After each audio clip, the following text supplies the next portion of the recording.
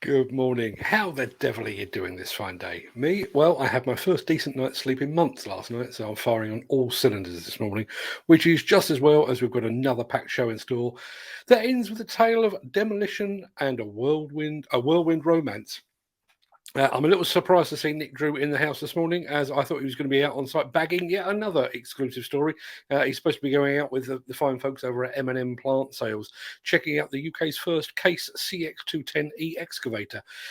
Keep an eye on the Digger Man blog for more about that. Anyway, if he has to dash out, I'm pretty sure we can manage without him. So while I'm posting the question of the day, let's roll the intro and get the show on the road.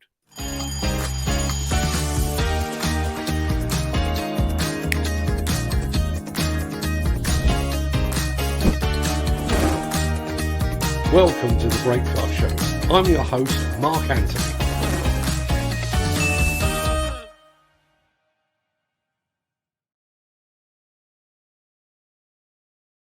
It's Wednesday, the 12th of January, 2022, and as that remarkably persistent guy just said, welcome to the Breakfast Show. I am your host, Mark Anthony.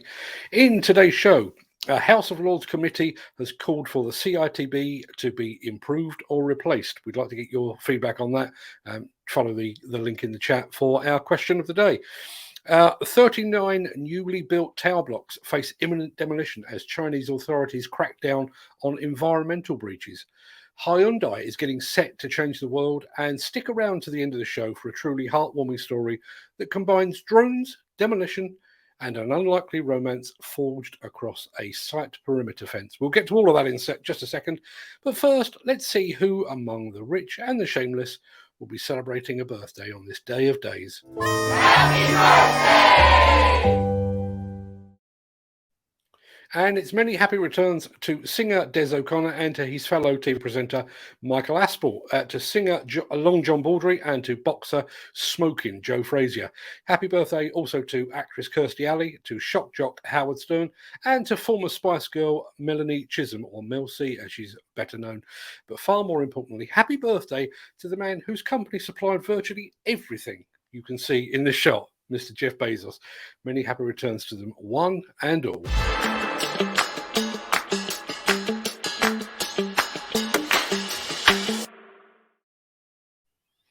A cross-party House of Lords committee has criticised the track record of the Construction Industry Training Board and suggested it should be improved or replaced.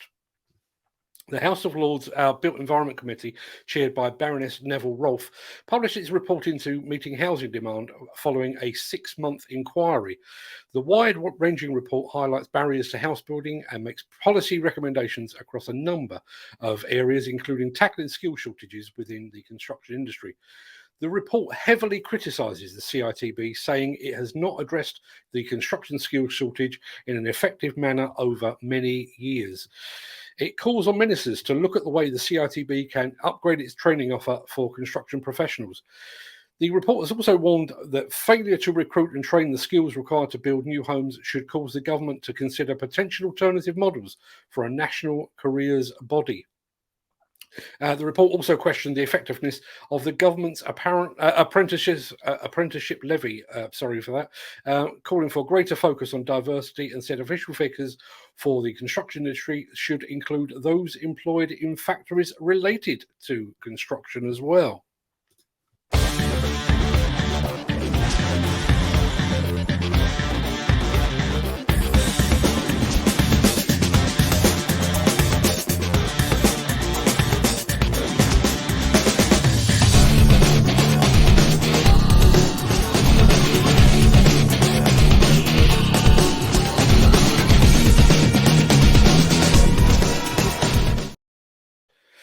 What are you doing on the 18th of January? Are you ready for your world to be changed? Well, we don't have any details, but apparently Hyundai has got you covered.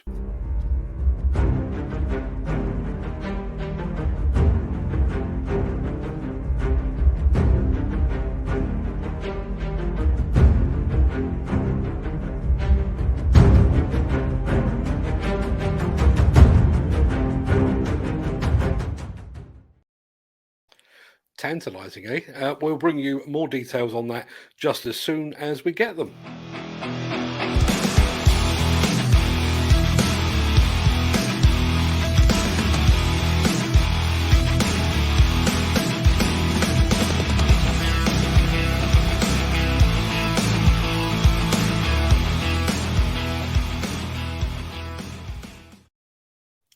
It's easy to criticise the environmental track record of China. I did it myself just yesterday while we were talking about a new electric wheel loader developed in the country.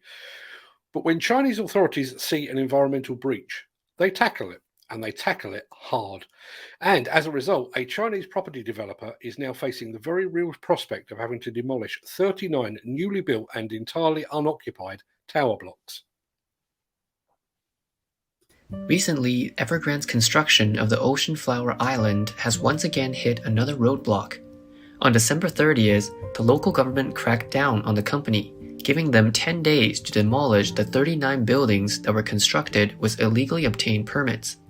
As of January 4th, the Evergrande Group had officially confirmed the demolition orders and were in the process of making appeals against the demolition. Currently, the construction had been completely suspended, and the final results have yet to be publicly announced.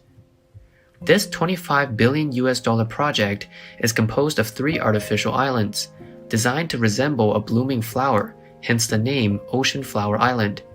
With a total area of 7.8 kilometers squared, or 1,927 acres, it is the largest artificial island in the world, able to accommodate up to 205,000 people. Back in October 14th of 2010, the local government of Danzhou City had allowed the Evergrande Group to begin development of the artificial islands.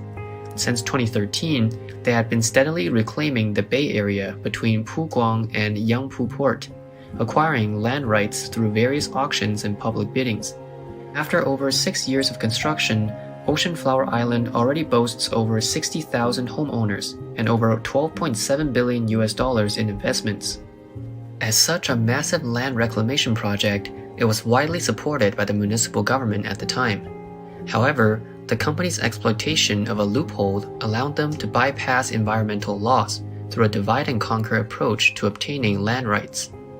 This would inevitably be their downfall, as the primary reason for the demolition orders comes from this loophole abuse.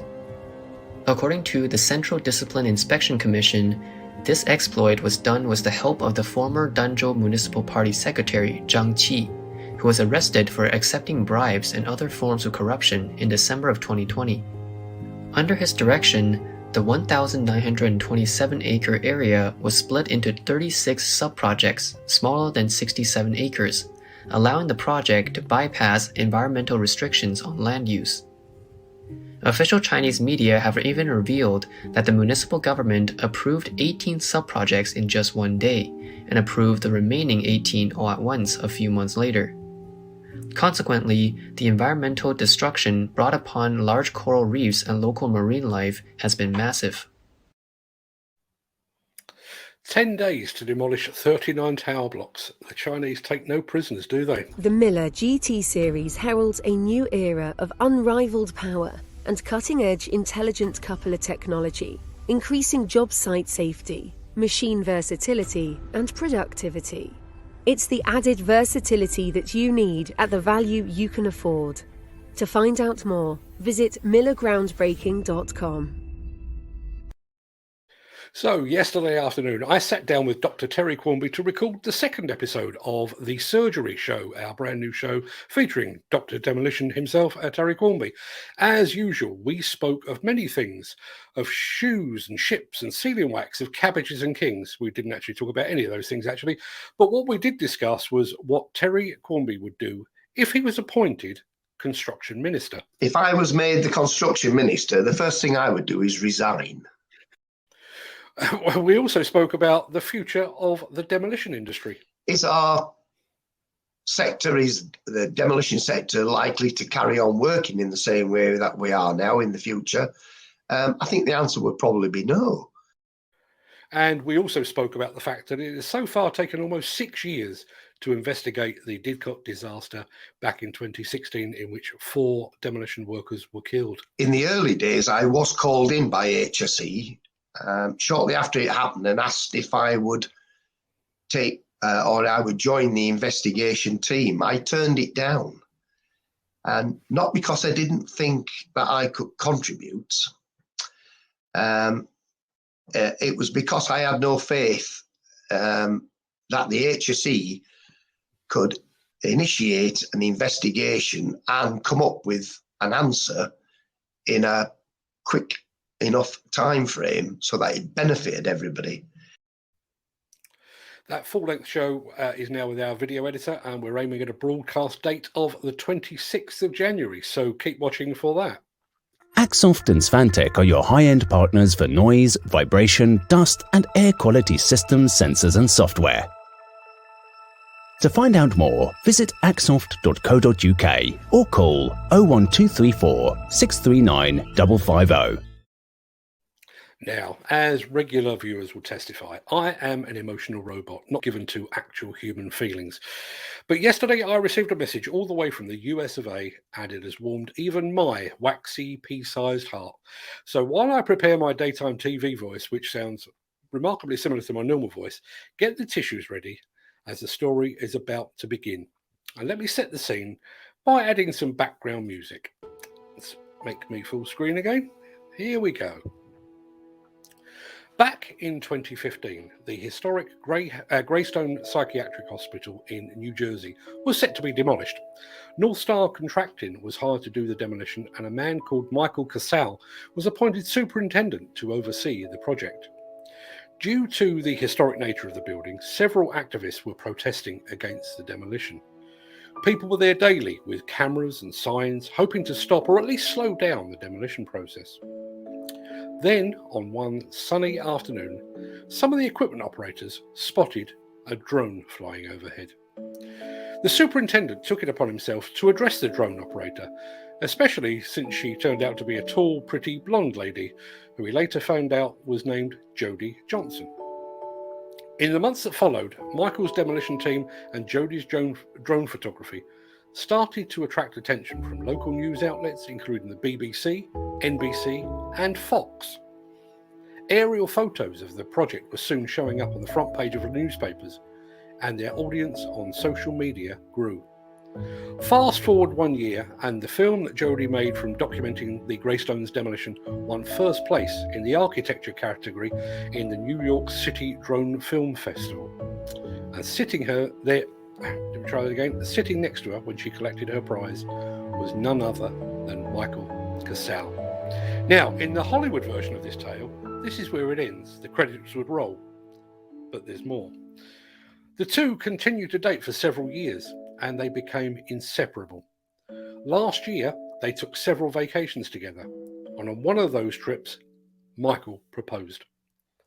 On January the 1st, 2022, they became Mr. and Mrs. Casal. The wedding included a hard hat with a wedding veil, as well as personalised hard hats for the company's new family of 5. The film that brought them together is called Greystone Rising, and I'm delighted to be able to share that with you right now.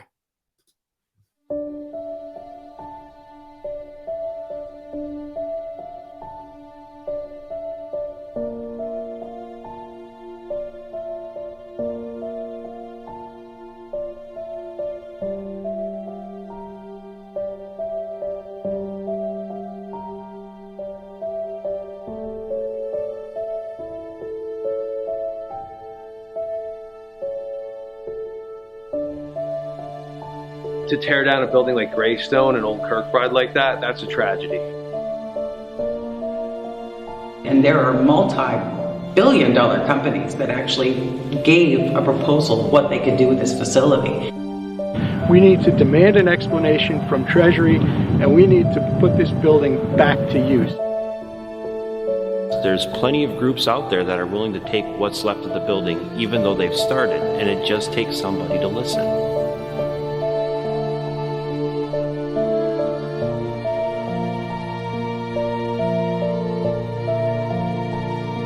It's the walls that matter, which are quarried and made out of solid stone. They're much more difficult to tear down than they are to put up.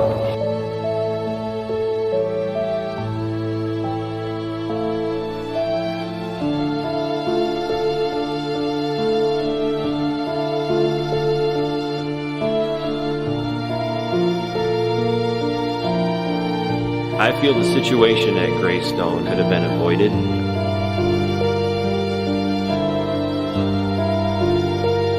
them letting it go so easily, nonchalantly, it should be against the law. I saw the majesty and the magic of what was done at Greystone. I've been around it. I've been part of it.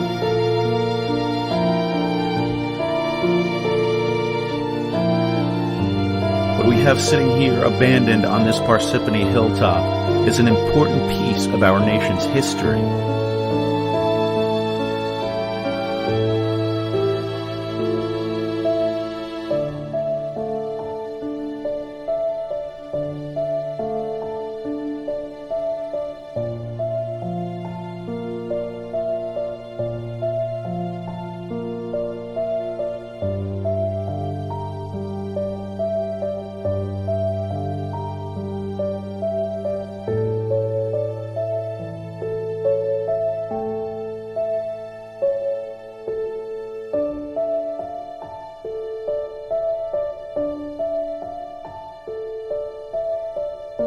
Greystone Park is far more than just a mere collection of stones and mortar.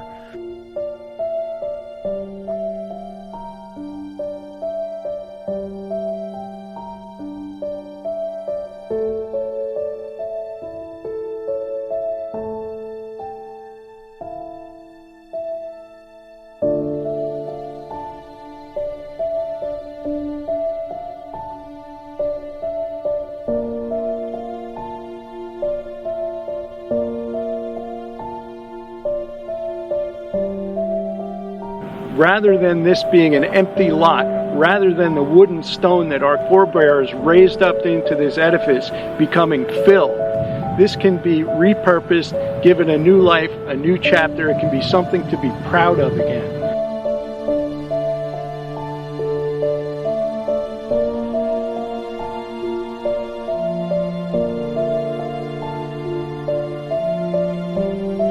There were roofs that were collapsing because roofs are often made out of wood and they rot and they collapse, but that is superficial. It's the bones that matter.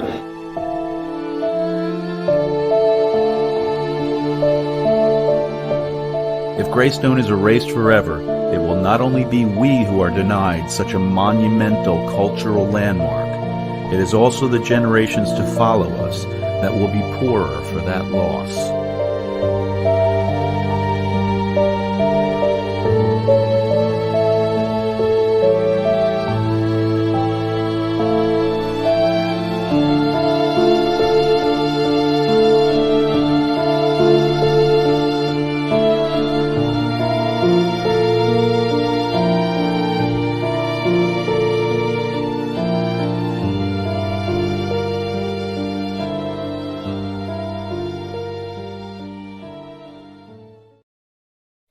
That really is a terrific film and an even better story. So huge congratulations to the new Mr. and Mrs. Casal and to their new family. And thank you also to one member of that family, Ashley, for sharing that story with us. Sorry to interrupt the guy with the funny glasses, but if you're enjoying this video, please hit the like button as it helps our channel. Or, better still, share this video with a friend or a colleague. Thank you. Right, back to Beardy. Right, that just about wraps up the main part of the show for today. I'm going to roll the outro in just a second before leaping gazelle-like over into the chat to see what you're all saying today. If you can, stick around, please do. If you can't, stay safe, look after yourself, your family, your friends, and your colleagues, and thanks for watching.